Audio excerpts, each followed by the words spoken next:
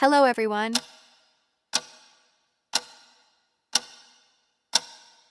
At the peak of her career, she was everywhere on the covers of Vogue, Elle, Harper's Bazaar, walking for Versace, Prada, Chanel. She was not just a supermodel, she was a phenomenon. But behind the polished facade was a truth she kept hidden for years. Amber Valletta was America's golden girl in the 1990s, graceful, sharp-featured, and untouchably elegant. But while the world celebrated her image, she was quietly spiraling. She once walked into a rehab center straight from a fashion shoot. Her addiction was real, her fear of being found out even more so. In her own words, "I was a drug addict and a model at the same time." So how did a girl from Oklahoma become the face of global luxury? And what did it take for her to break the silence and reclaim her life? Amber Valletta was born in 1974 in Phoenix, Arizona, but she was raised in Tulsa, Oklahoma, a place far removed from the runways of Paris or the studios of New York. Her childhood was not framed by luxury or expectation. It was grounded in something more raw and more complicated. Her mother, Teresa, worked at the post office. She was strong, independent, and determined to provide for her daughter. But she also struggled with her own demons, especially addiction. Amber later revealed that her home life was filled with instability, emotional chaos, and the kind of silence that teaches a child how to survive by pretending. From a very young age, Amber learned how to watch, how to read people, how to stay quiet when things were falling apart. She would carry those skills with her into the fashion world, where pretending was part of the job. Despite the difficulties at home, Amber stood out. She was tall, with striking features that turned heads even in a small town. At 15, her mother took her to a local modeling school, not out of ambition, but as a distraction, something to keep Amber occupied. 1 year later, she was signed by a major agency and flown to Europe. It happened fast, too fast. One moment she was just a teenager from Tulsa, and the next, she was being fitted for high fashion campaigns, photographed by the most famous names in the industry. But beneath the surface, she was still just a girl trying to hold it together. The sudden pressure, the constant travel, the loneliness of hotel rooms. It all stirred something that had been with her since childhood. She was already used to hiding pain. Now, she just did it in designer clothing. Amber never had the chance to grow up slowly. There was no gradual transition, no safe space to process the trauma she carried. She went from surviving at home to surviving on set. And though the world would come to know her as a symbol of control and elegance, the truth is that Amber Valletta's rise began not with confidence, but with the instinct to escape. Amber Valletta's entry into modeling was not the result of a lifelong dream. She did not grow up with posters of models on her walls or dreams of walking for Chanel. In fact, modeling was never her plan at all. It was her mother who first encouraged her to try it, more as an escape from their unstable home than a path toward fame. At 15, she enrolled in a local modeling class in Tulsa. She was quiet, self-conscious, and unsure. But the camera saw something else, something undeniable. Her bone structure, her intensity, her eyes that seemed to speak even when she did not. Soon after, she was signed by Elite Model Management. And at just 16 years old, she boarded a plane to Milan with a suitcase and a sense of disbelief. She had never been out of the country. She barely understood what modeling truly meant. What awaited her was a world she was not prepared for, and one that would not wait for her to catch up. In Europe, everything moved quickly. Fashion weeks blurred into castings. Hotel rooms became temporary homes. Photographers pointed lenses. Designers barked instructions. And Amber, still just a teenager, tried to keep up. She was praised for her professionalism, her quiet intensity, her ability to transform in front of the camera without saying a word. But behind the curtain, she was overwhelmed. She often cried in bathrooms between shoots, trying to make sense of the pressure, the isolation, the relentless scrutiny. She missed her family. Even with all its dysfunction, she missed herself. But the industry loved her. In less than a year, she was walking for Versace, Calvin Klein, and Valentino. She became a regular in Vogue. Her face, angular, powerful, unforgettable, was everywhere. She did not smile much. She did not need to. There was a seriousness in her expression that photographers craved, a kind of mystery that felt high fashion, but was really just a teenage girl trying to stay in control. Amber became known for her discipline, her reliability, her lack of drama. What no one knew was that she had simply learned to suppress everything: hunger, fear, doubt, even pain. It had started in childhood. Now it was just her way of surviving. Modeling gave her fame, money, and opportunity, but it also gave her something else: a mask. And once the mask fit, it became harder and harder to take off. By the mid-1990s, Amber Valletta was no longer the quiet girl from Tulsa.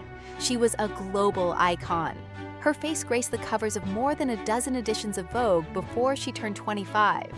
She walked for the biggest names in fashion: Chanel, Gucci, Calvin Klein, Versace, and became the muse of countless designers and photographers. There was something commanding about her presence. Her expressions were subtle but powerful, never forced. She did not sell fantasy. She delivered intensity. At a time when the industry was shifting from the soft glamour of the 80s to the sharper, edgier aesthetic of the 90s, Amber fit the moment perfectly. She was minimalist, modern, and magnetic. Fashion editors called her a chameleon, able to transform from icy elegance to raw sensuality with a single look. But beneath that adaptability was something much deeper. She was not pretending. She was channeling emotion that had always lived just beneath her surface.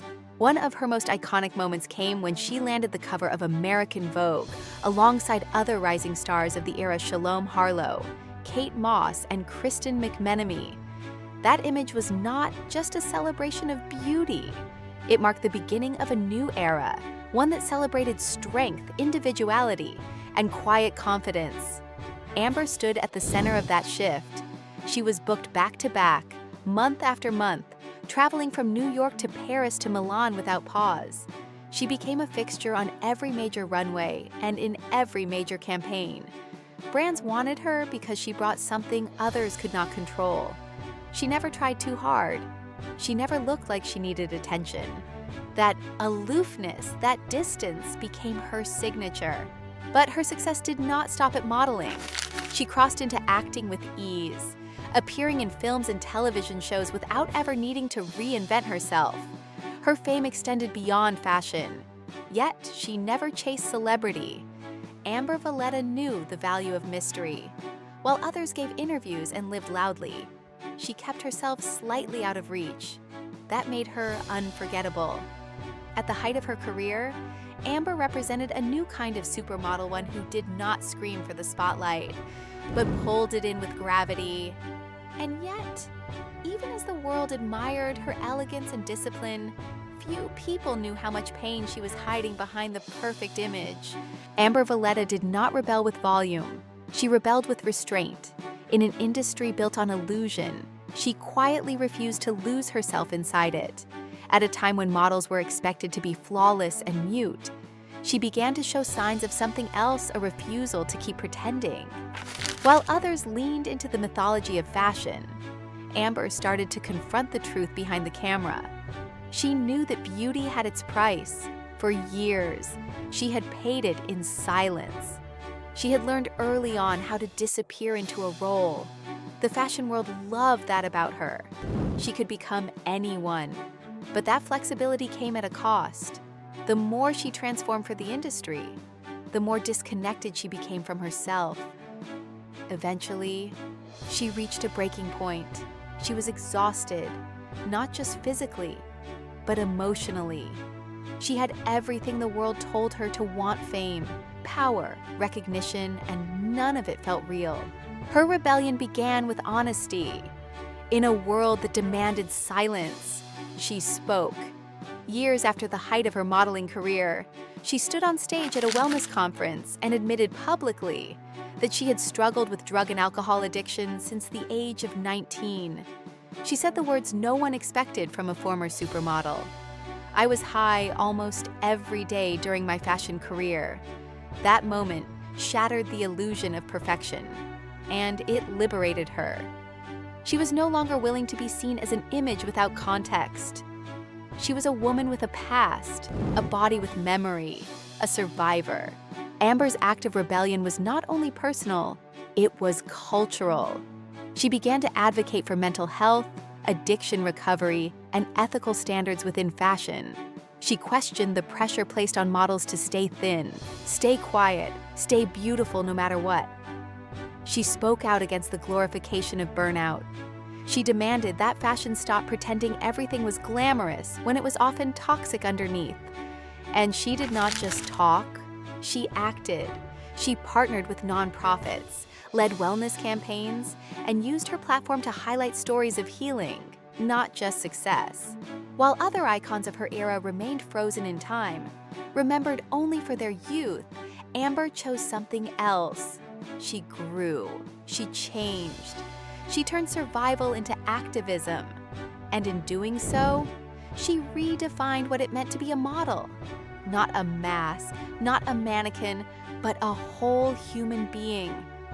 For Amber Valletta, rebellion was not a single moment. It was every honest word she spoke in a world built on silence. Amber Valletta's fall was not a scandal splashed across tabloids. It was quiet, slow, and invisible to most. While the cameras kept flashing, she was unraveling behind the scenes. Her addiction had begun when she was still a teenager, barely old enough to vote, and already expected to perform like a seasoned professional. At first, the drugs were a way to numb the anxiety, the isolation, the crushing expectations. She never thought it would become a dependency. But over time, the pressure became unbearable. The only way to survive was to disconnect from herself, from her body, from the truth. She was 20 years old and famous, but completely lost. She would later admit that she was high nearly every day during her modeling career. She showed up to shoots on little sleep, holding herself together with chemicals and routine. She was praised for her discipline, her elegance, her perfect stillness. No one knew she was breaking inside, and no one asked. The fashion world rarely does. Eventually, she reached a point where she could no longer pretend. The drugs stopped working. The emptiness grew louder. She walked off set one day and checked herself into rehab. There were no headlines, no public collapse, just a private reckoning with a life that looked perfect, but felt unbearable. She kept her struggle hidden for years, fearing that the truth would destroy everything she had built. But it was the silence that nearly did. Her disappearance from the fashion world was gradual. Fewer covers, fewer campaigns. She was still beautiful, still respected. But something had shifted. She no longer wanted to be a face without a voice. She wanted more. And more meant walking away, even if it meant losing relevance. The spotlight faded, but she did not fall apart. She began the long, slow work of recovery, of rebuilding, of reclaiming her identity outside the lens. The world barely noticed her absence.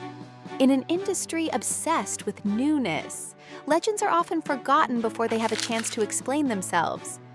But Amber never needed sympathy. She needed space. And when she returned, she came back not as a model chasing the past, but as a woman carrying her truth. She had fallen, but she had survived. And in a world that romanticizes collapse, she chose something far more radical. She chose to get better. Amber Valletta's legacy is not just the covers, the catwalks, or the flawless photographs. It is the silence she broke, the truth she told when no one asked her to. In an industry that feeds on illusion, she dared to be real. And that is what makes her unforgettable. She will always be remembered as one of the defining faces of 1990s fashion. Elegant, severe, mysterious. But what she became later in life is just as important. A voice for mental health, a face of recovery, a woman who walked away from perfection to tell a story that could actually save someone else. That kind of beauty does not fade, it deepens. Today, Amber uses her platform not to glorify the past, but to shape the future. She speaks openly about sobriety, emotional health, and the urgent need for ethics in fashion. She works with environmental initiatives. She mentors young models. She continues to walk the runway, but now with purpose that goes far beyond aesthetics. There is a quote she once gave that lingers. "I was successful, but I was suffering, and now I am free." That is not a downfall. That is a transformation. And perhaps that is what separates Amber Valletta from so many others. She was never just a muse. She was a mirror reflecting what the industry did right, what it failed to see, and what it needs to become. So the next time you see her in a photograph, do not just admire the pose. Look closer.